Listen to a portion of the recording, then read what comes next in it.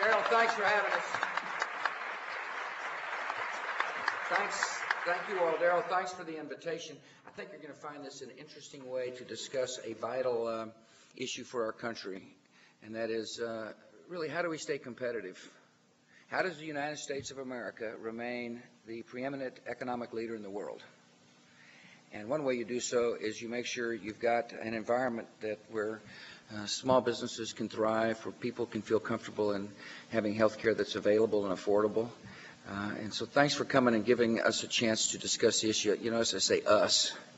There's nothing worse than a guy kind of blowing away in a lecture. And so I've invited fellow citizens to come and share their experiences about an interesting way to approach affordability and availability in health care. But before I do that, I want to I thank you all very much for taking time out of your days to come and listen. I appreciate very much the governor, Jody Rell, joining us. Governor Rell is a, I know something about governors. I used to be one, and she is she's really a dignified, classy woman who has done a fine job for the state of Connecticut. She is.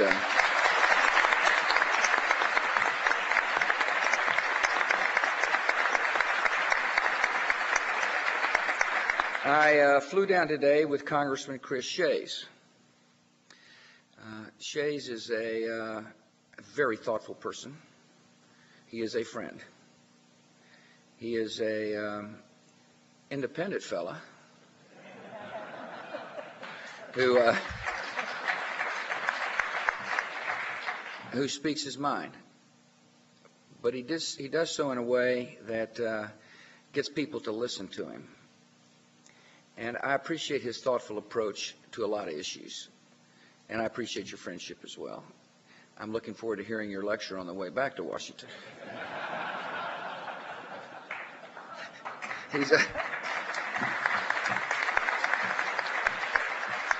Mr. Mayor, thank you for joining us. So Laura comes back and says, I met the mayor of Bridgeport. He's a good guy. I said, well, that's great. I don't know what you did, Mayor, but you've at least convinced the First Lady you're a good guy.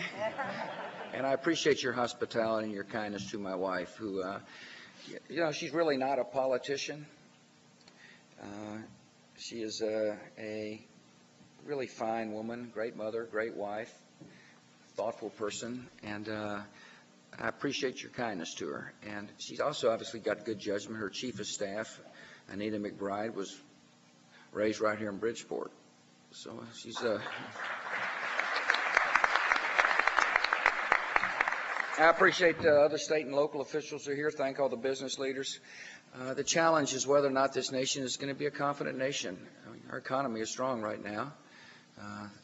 GDP grew at 3.5% last year. We're adding jobs. The national unemployment rate is 4.8%. I think the unemployment rate here is something less than that here in the state of Connecticut.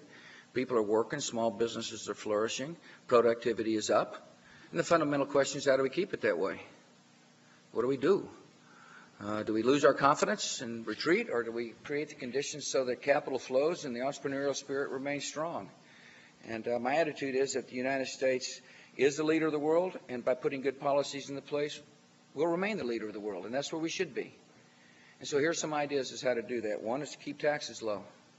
I believe when people have more money in their pockets, it helps the entrepreneurial spirit. It causes the economy to grow. One reason we overcame the recession and the stock market collapse and the attacks on our country and the wars we've been through and the natural disasters we've been through is because people have got more money to save and invest and spend. And so I'm looking forward to working with Congress to keep the taxes low and at the same time be wise about how we spend the people's money. I understand we got an issue with energy.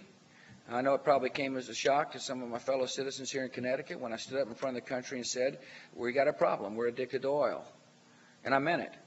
We got an economic problem being addicted to oil because when fossil fuels, demand for fossil fuels rise in other parts of the world, it causes our energy bills to go up. We got a national security problem when it comes to oil. When we've got people in the world who don't like us, from which we get supplies of oil, it causes those problems to come into the Oval Office. And therefore we have to deal with the geopolitics of oil when it comes to securing this country. And we got an environmental problem relying upon fossil fuels. And so I think there's a better way forward, and I look forward to working with Congress to keep us competitive in the world stage by diversifying away from the use of oil. And here are some ideas. Using ethanol in our automobiles is an idea. Developing hybrid plug-in batteries so that we can drive the first 40 miles on electricity and not using gasoline. Being wise about nuclear power. Using solar power. I mean, there's a variety of things we need to do together to help us diversify away from hydrocarbons, and I'm intent upon doing that for the sake of the competitiveness of the United States of America. Another idea I look forward to working with Congress on is to make sure that we are competitive when it comes to having the workforce of the 21st century, and we're going to make good progress on this with Congress, and that is to do something on the research and development tax credit, is double our commitment to the research in the basic sciences at Washington, D.C., so that we're technologically competent, that we're on the leading edge of research when it comes to the world's economy, and then make sure our kids have got the skills necessary to fill the jobs by emphasizing math and science, particularly in junior high. We also have got to, in terms of competitiveness, a big issue, of course, is health care. And in Washington, D.C., there is a philosophical debate that rages, and that is how best to implement a health care strategy. What should it look like? And to simplify the debate, it basically says government ought to be the decider, government ought to be the drive demand, and government ought to control supply, versus a system in which individuals are in charge of their own health care decisions. I recognize that it may be oversimplification, but nevertheless, that's the crux of the debate. And it's an important debate. And so I got some ideas as to about how this debate ought to go. And it starts with, one, a federal commitment to certain people within our society, the poor and the elderly. The Medicare plan we passed modernized Medicare for the first time since Lyndon Johnson signed that bill. It is an important piece of legislation. It is working. 27 million Americans have signed up. If you have not looked at the new Medicare opportunities for you, you ought to do so by calling 1-800-MEDICARE. Interestingly enough, by providing competition into the system, in other words, giving our seniors choices, the estimated cost for Medicare is dropping significantly. I believe competition works, and I believe government ought to trust people to make the right decision for themselves and their families. And that's what Medicare has done. Another important way for health care to work is to expand community health centers. One of the things Shays told me was, he said, you've got a good community health center here in Bridgeport. Community health centers are vehicles and places of opportunity for low-income citizens to be able to get primary care, so as to take the stress off of emergency rooms of your hospitals, for example. We've expanded 800 of them. Over the years, we intend to expand or open 400 more over the next 2 years. These are wise use of taxpayers' money to help keep a federal commitment to helping the poor deal with health care. And same goes to Medicaid. Medicaid is a very important program. I look forward to working with the governors to make sure that the Medicaid system works more efficiently, most importantly for those who are getting Medicaid help. Now, in terms of a lot of other folks, it seems like to me that we ought to be working toward the design of a system that makes health care available and affordable. And let me give you some ideas as to how to do that. One, many small businesses are having trouble affording health care insurance. One of the reasons why is they don't have the same pooling of risk opportunities that larger companies get. And so I think it makes sense to allow small businesses to pool risk across jurisdictional boundaries so they can afford the same kinds of insurance purchases that big companies get. For example, a restaurant in Bridgeport ought to be allowed to pool risk with a restaurant in Texas so that there's economies of risk. Today that can't happen. Association health plans will enable small businesses to better afford insurance. I'm looking forward to working with Congress to get that out of the Congress. Secondly, one of the cost drivers for health care are these frivolous lawsuits that are running good doctors out of practice and forces doctors and hospitals to practice defensive medicine. When I first went to Washington, I said, well, this is just a state issue, Governor. I thought this could be best solved at the state level until I realized The defensive practice of medicine plus these liability increases through lawsuits cost us about $28 billion a year to the federal, cost the federal budget $28 billion. I said, that's a national problem, and it demands a national solution. House passed a bill. Of course, it's stuck in the Senate. It needs to get out of the Senate in order to make health care more affordable and more available. We need comprehensive medical liability reform immediately. You know what's an amazing statistic is there's 1,700 counties in our country that have no OBGYN. You know, they got run out of business. And that's not right. And it's not fair. And it's necessary for Congress to act. Third area we need to work on is information technologies. I know there's a lot of hospital people here, but we've set the goal, and I think you understand what I'm talking about, is to make sure that health care is brought into the 21st century by using information technology in such a way as, on the one hand, we have medical records, on the other hand, we protect patients' privacy, and we can do so. Classic example of the importance of information technology came down there with Katrina. A lot of veterans were displaced as a result of that hurricane, but they had medical electronic records because the Veterans Administration had begun to modernize, and therefore they were able to take their medical electronics records to their destination, where they moved to, and were able to get immediate health care. The records were there. They were available. The doc that they checked in with was able to access their records on a real-time basis, and were able to, so there was no kind of loss of care. There was no confusion about what was necessary. We will save a lot of costs with information technologies, and we'll reduce medical errors with information technologies. And Secretary Leavitt, who's the head of HHS, has got a strong program to encourage the advance of information technology. Some estimate we save 30% in healthcare costs when information technology is spread throughout our society. And so we got a federal commitment.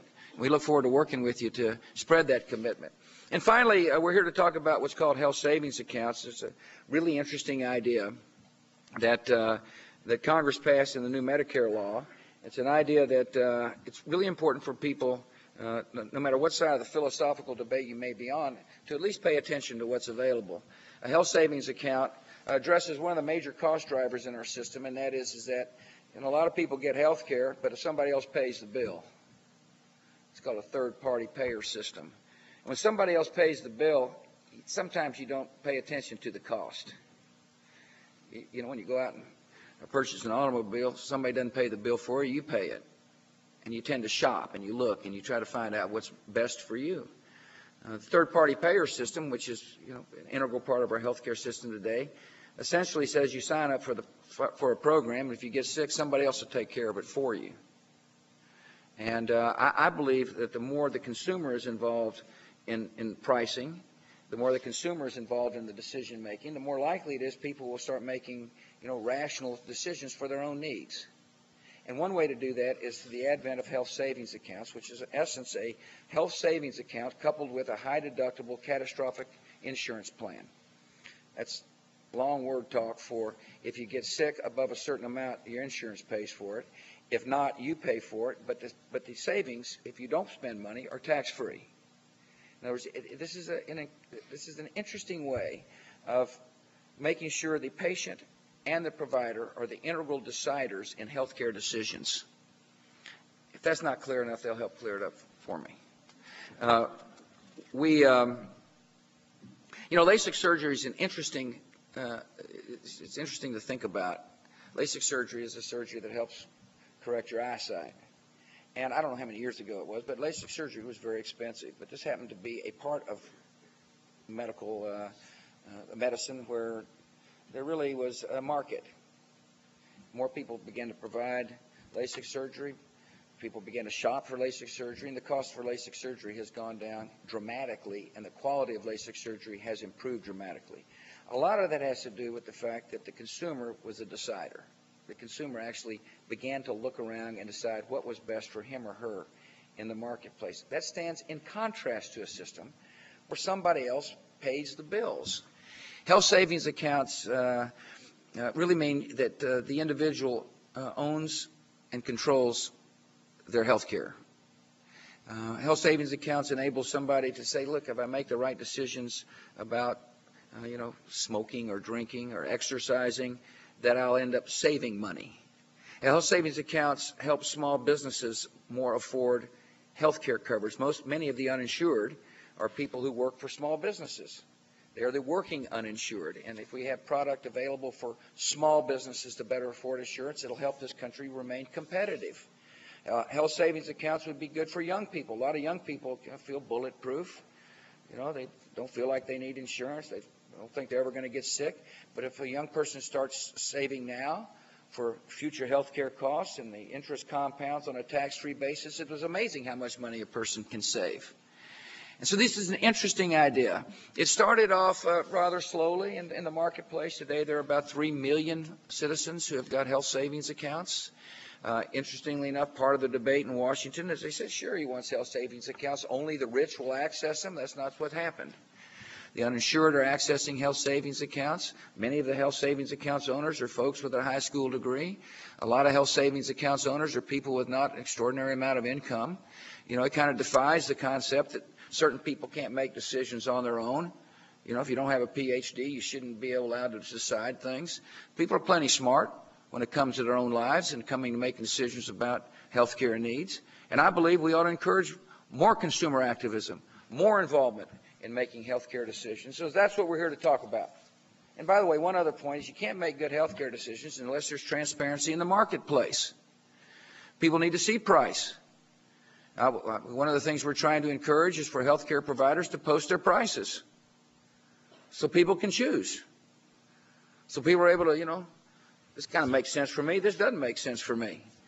Non-transparency in pricing makes it awfully hard to achieve savings. And after all, one of the national objectives has got to be to have a health care system that is available and affordable. Availability means transparency in prices. Affordability means will be enhanced by transparency in pricing. And so there's a competing vision from one that says, let's let the federal government make decisions. It's a vision I strongly support because I believe, I'm one of these kind of persons that believes that people are plenty capable of making rational decisions and choices. Here to talk about this, I mentioned a panel of folks. We'll start with Stephen Glick.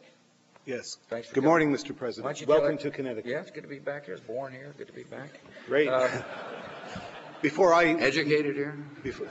We love that. Yeah. Before I make my remarks, I'd like to have my wife, Sally Glick, and partner in the business stand up. She's in the middle of the row up there.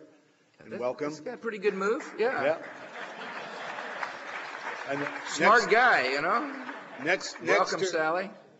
Next to her is my son, Aaron. He's finishing his second year of law school, hopefully. Yeah.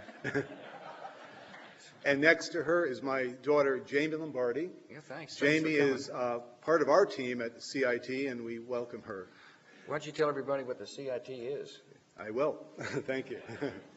Well, let me go back first talking about the challenge, and I will talk about CIT. First, CIT is the administrator of programs for 45,000 companies between Connecticut and Massachusetts. These are the chambers of commerce and their constituents. But I'd like to go back and looking straight in the room, there's someone here that played a very important role. 14 years ago, the chambers of commerce lost their benefit program completely. And someone had to stand up to a new direction to allow, especially small businesses, the ability to have affordability of health care. So we visited the lovely city of Cleveland.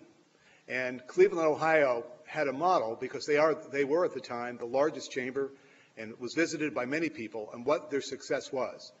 To make a long story short, Cleveland brought itself back together after the rivers were burning because they built a benefit program, a strong benefit program that revitalized the community to work together and in turn Cleveland to what it is today. Here in the state of Connecticut, however, we still have our challenges.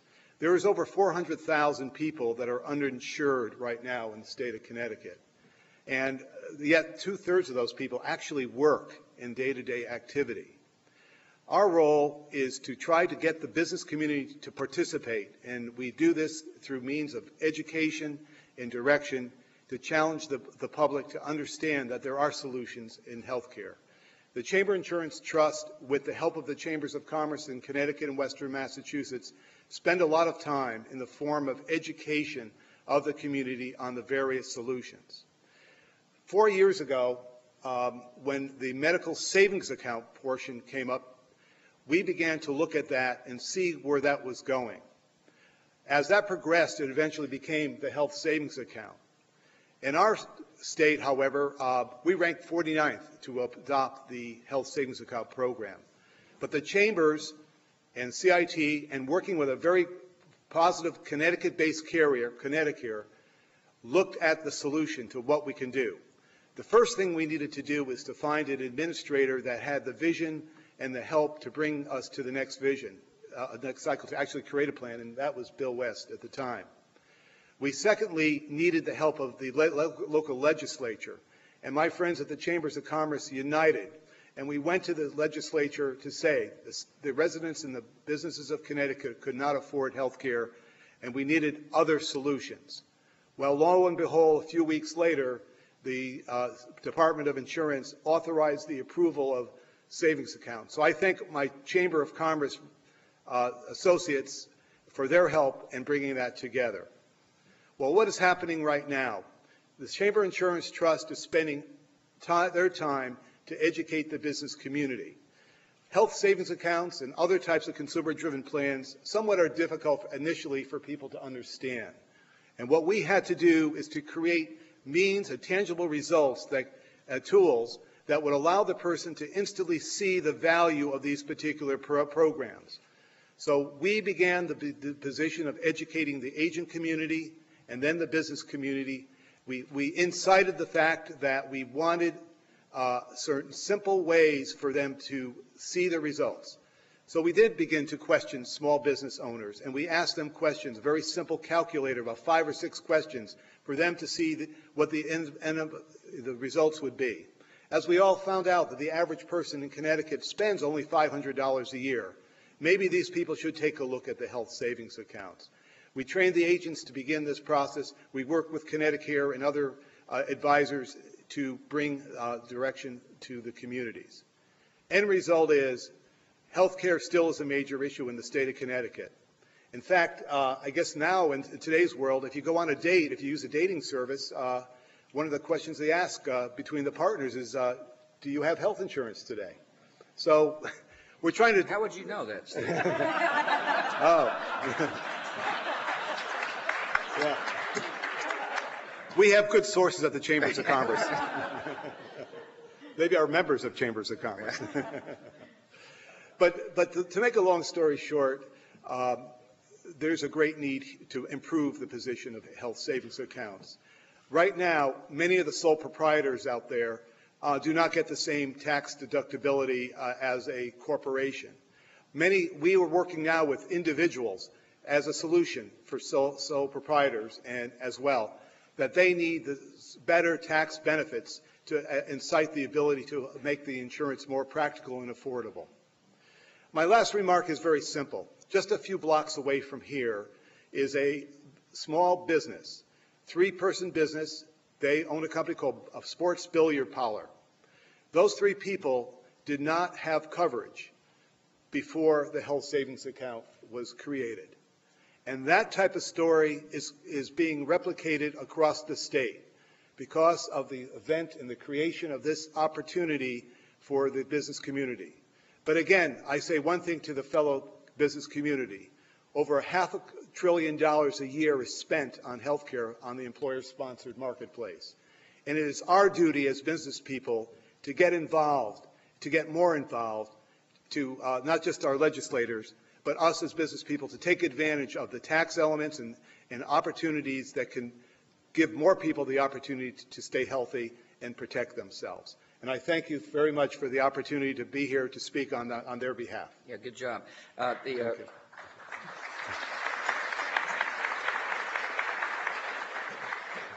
Skip the dating service thing. Anyway. Do you know a good one? No, I don't, believe me. Look, I'm the funny guy. You're the... Once in my life. Yeah. One of the interesting things about our society is there's sometimes people resist change, and part of the reasons I'm doing forums like this, and part of the reason Steve does what he does, is to help educate people about what's available. I strongly urge small business owners to find out more about health savings accounts. I urge young people to find out about health savings accounts. It doesn't hurt to learn, and I think you'll find these to be very interesting opportunities. One person who knows a lot about them is Dr. Bill West, entrepreneur. Thank you very much, Mr. Is that a President. true statement, entrepreneur? Fair, yes, absolutely. Good. Sometimes doctor and entrepreneur don't go hand in hand, but nevertheless. Businessman, doctor, don't go hand in hand, yes. What kind of doctor? Yeah. I'm a board-certified practicing OBGYN located in Reading, Pennsylvania. I'm actually a third-generation Have you got a physician. healthcare crisis in OBGYNs in Yes, we Pennsylvania? do. Yeah. It's we a leading question. I knew the answer before he said it. But We actually just lost 8 more people practicing obstetrics in our hospital as of January 1. we got a serious national problem. The Senate needs to get rid of all this kind of, politics and focus on solving this problem. Different subject. Go ahead. Sorry about that. As a third-generation physician, my grandfather was a family doctor, my father an OBGYN.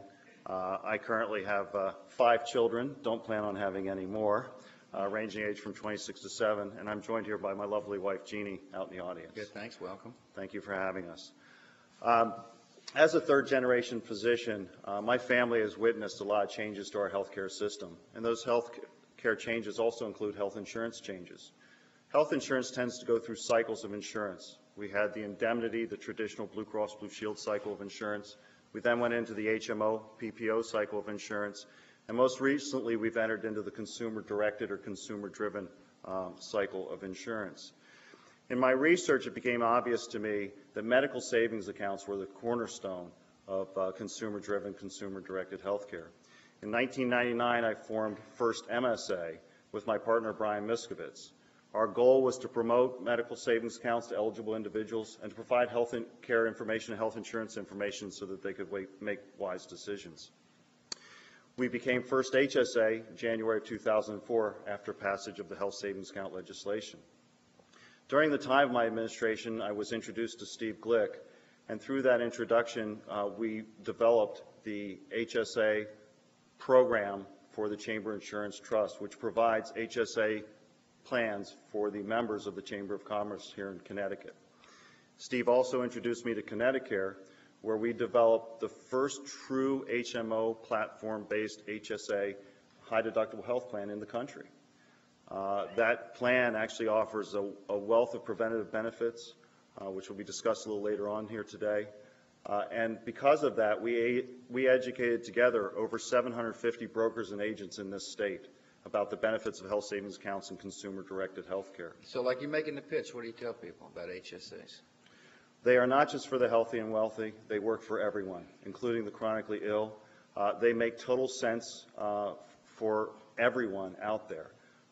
It truly is consumerism. Tell people why.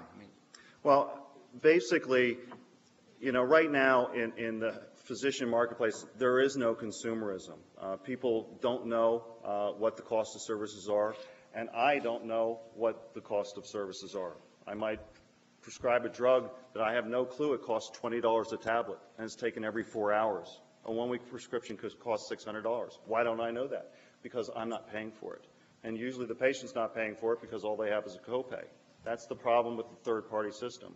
We have a disconnect between the patient, the provider, and the true cost of those healthcare services.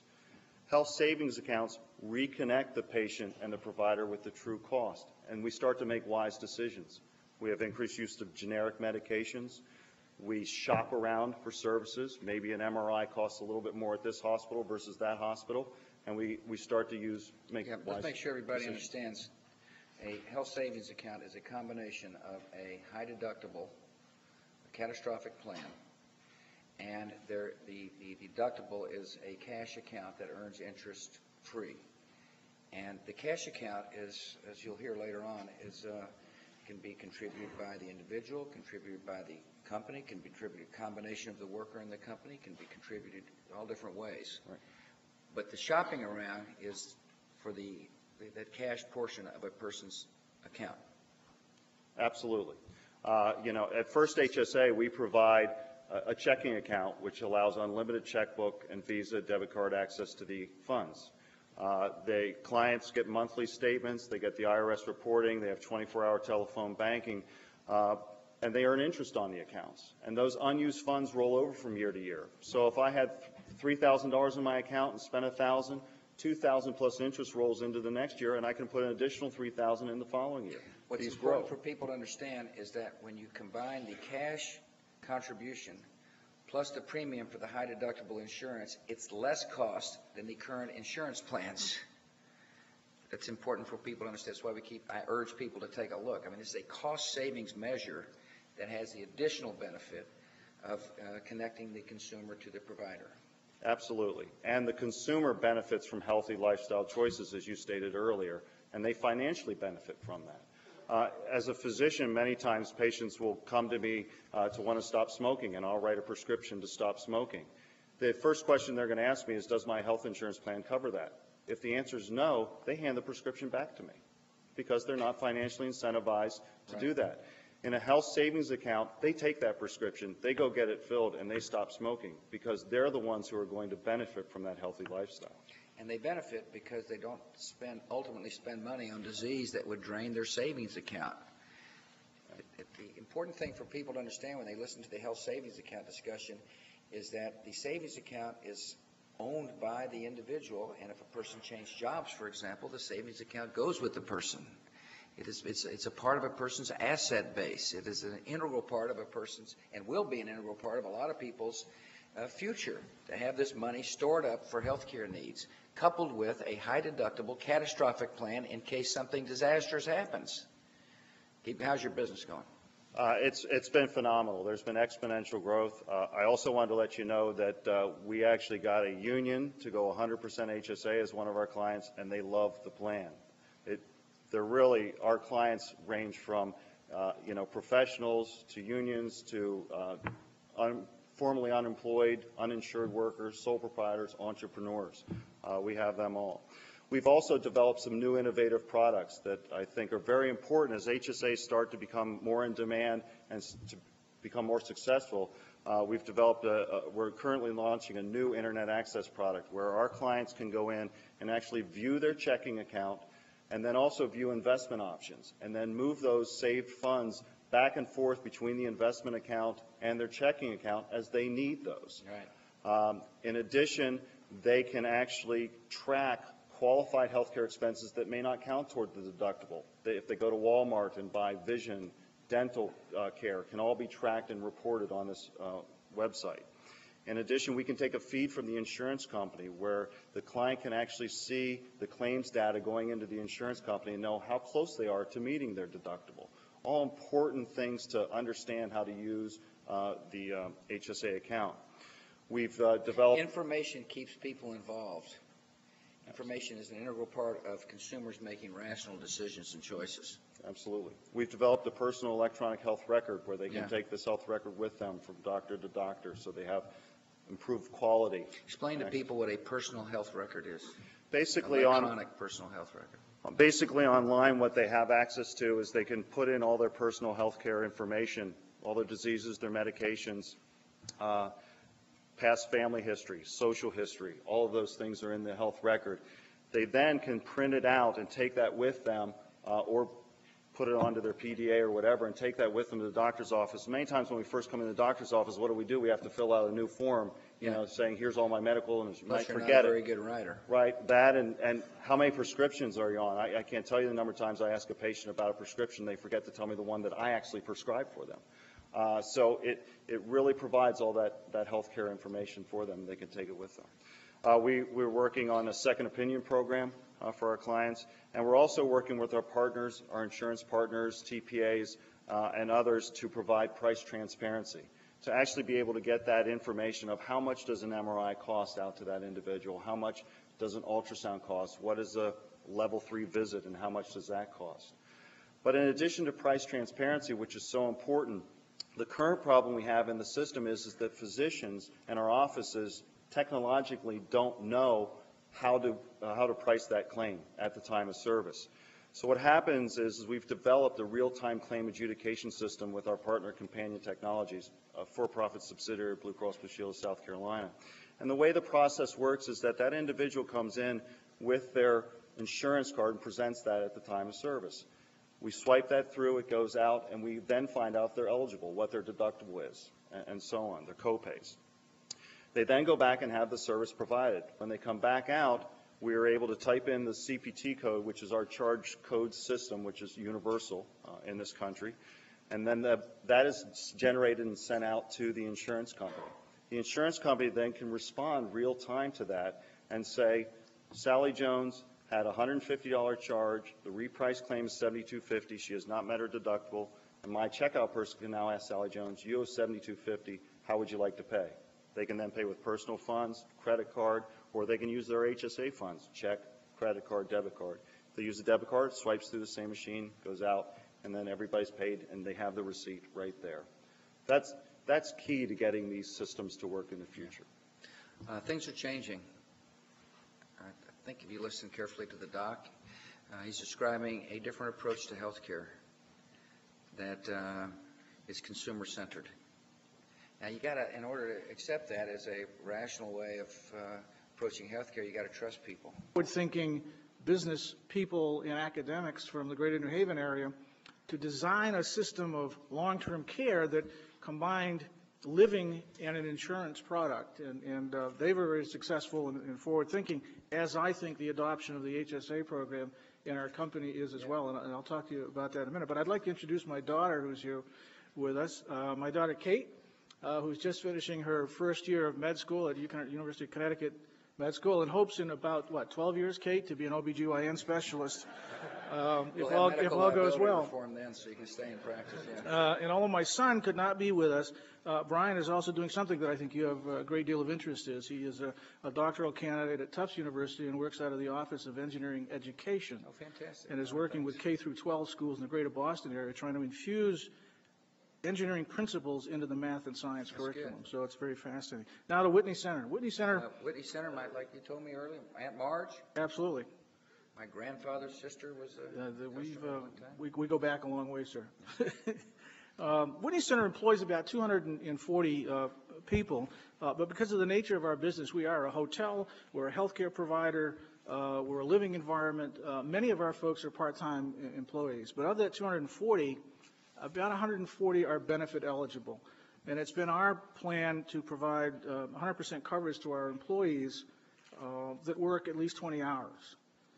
When I arrived at Whitney Center about 3 years ago, and I'm a transplant from Maine, now living in Connecticut, go Huskies, we recognized that we had a significant issue. 75% of our discretionary benefit dollars were in our health care product, and we were looking at double-digit increases on a continuing basis. We worked with Steve as we sort of played around the edges with how could we control our costs and yet continue to provide the quality benefit that we so wanted for our employees. Then Steve brought the idea of the health savings account to us, and quite frankly, I was a bit skeptical. Was this just another gimmick, or were we twinking around the edges, or was this something that would provide sustainability into the future? And the thing that intrigued me the most when I sat down with the folks from Connecticut and Steve and began to read the program was this emphasis on wellness. Now, I like to describe myself as the leading edge of the baby boomers. And I finally convinced myself not too many years ago that a colonoscopy was something I ought to do. Under our old HMO plan, that was something that cost me $1,000 out of my pocket. With the plan that we're on now, that is part of the wellness coverage. And that is one of the things that we were able to sell to our employees, the fact that wellness was covered, and it was critically important. They had to make some decisions about their own way of living and ultimately saving them dollars, ultimately saving us dollars. Between 2004 premium cost and 2005, when we signed on with our HSA program, we also maintained the HMO program. It's tough to get staff to make that conversion. It's scary. Sure.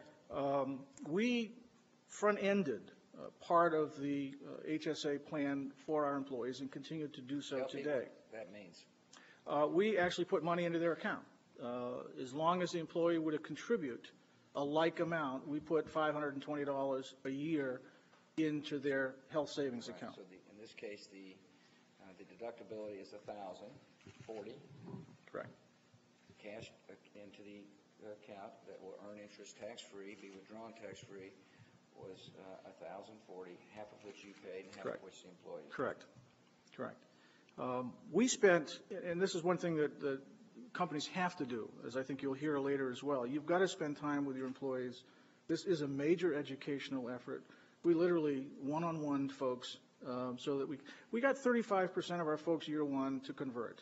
And not just the young folks in our plan. 25% of the folks who employ and who sign up for the HSA are under 35, which means the remainder are greater than that. So this notion of it's just for young, healthy folks, we're proving that to be wrong. What's the premium on the high-risk deductible plan? It's about $4,500 for a single covered employee. The difference between 2004, 2005, we were able to save $78,000 in our premiums. 2005 to 2006, we saw a 1.8% increase. 1.8, not 18, not 18%, but 1.8% increase in our premium. When is the last time you have heard of your health care premium increasing by as little as that amount? So we're very encouraged by this. Our folks have accepted it, I think, readily. You'll hear from Lynn, who's probably one of my greatest spokespersons in terms of how it affects the employees themselves. But from a business point of view, the savings that we were able to see to provide the same, if not improved, frankly, an improved quality of benefit is going to sustain us as an organization. We have limited resources. There are 240 people that live at Whitney Center. They pay a fee every month. That's all there is for income. We have to be very efficient to make certain that their dream continues to be fulfilled. And one of the ways of doing that is to reduce our overall health benefit costs, yet not reducing the quality of that plan. And we think we've succeeded in doing that with this HSA approach. Good. Lynn works with you. Absolutely. My name is Lynn Honorato. I am the Assistant Director of Dining Services at the Whitney Center. I am an HSA participant. I have a family plan. On that plan is my husband, Joe, my daughter, Haley, who's age 7, and my daughter, Caitlin, who's age 5. One of the main reasons for me to join this plan is the fact that I know the most I'm going to spend throughout the year is the $3,000 deductible. And as an incentive, like Greg said, we got $520 towards the deductible from Whitney Center in 2005 and again in 2006. It's real easy to use. The money comes out of my paycheck, tax deferred, goes right into my HSA account where it earns interest. I have the freedom to shop around for the best price. There's no co-pays, there's no referrals, there's no payment due at the time of service.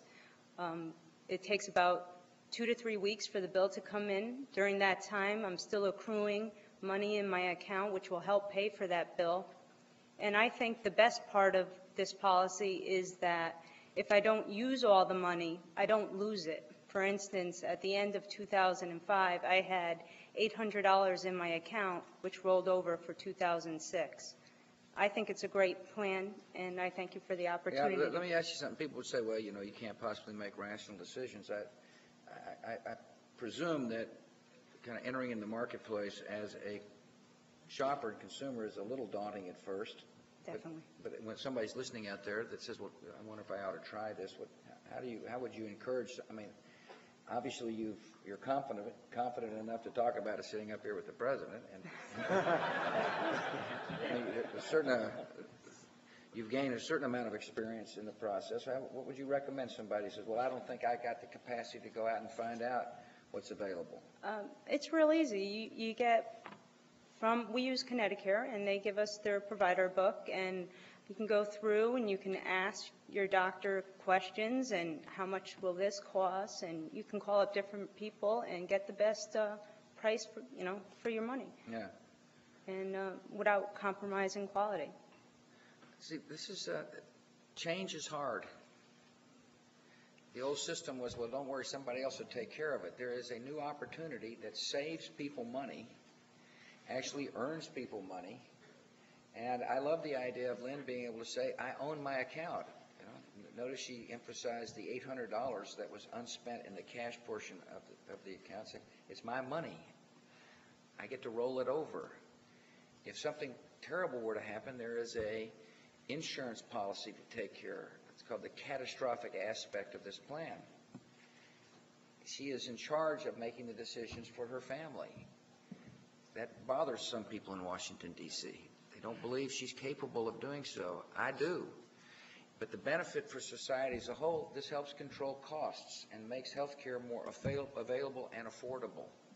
And so I want to thank you for having the confidence to share this with us. And Thank you for the opportunity. Thank you for being a good job. Good job.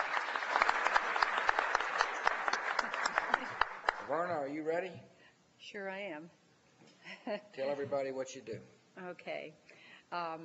First of all, I'd like to thank you for allowing me to be here today, Mr. President. And my name is Verna Moran. I'm Vice President of Human Resource for the Sites Corporation. Sites Corporation is a thermoplastics injection molding company in Torrington, Connecticut, and we employ about 150 employees.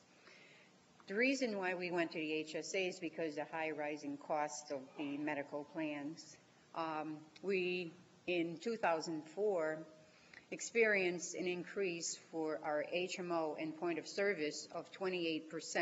So that was quite high for a small company as ours. And at that point, to try to minimize the cost, we had to change carriers. In 2005, for the same HMO and point of service, we had an increase of 25%. So that's when we've decided to go to an HSA. Let me stop you right there if you don't mind. Sorry. Sure. A lot of business people, small business owners, when they're confronted with a 25% increase on a relatively high base, decide not to offer people insurance anymore. That's why a lot of our citizens who work for small businesses do not have insurance. The working uninsured, many of the working uninsured are employees of the small business company. What's important, however, is that 70% of new jobs in America are created by small business owners. And therefore, if our small business sector is weakened because of rising healthcare costs, it makes this country less competitive. Sorry to interrupt. Not at all. And with the 25%, you can interrupt anytime. No. Maybe here, but not at the house.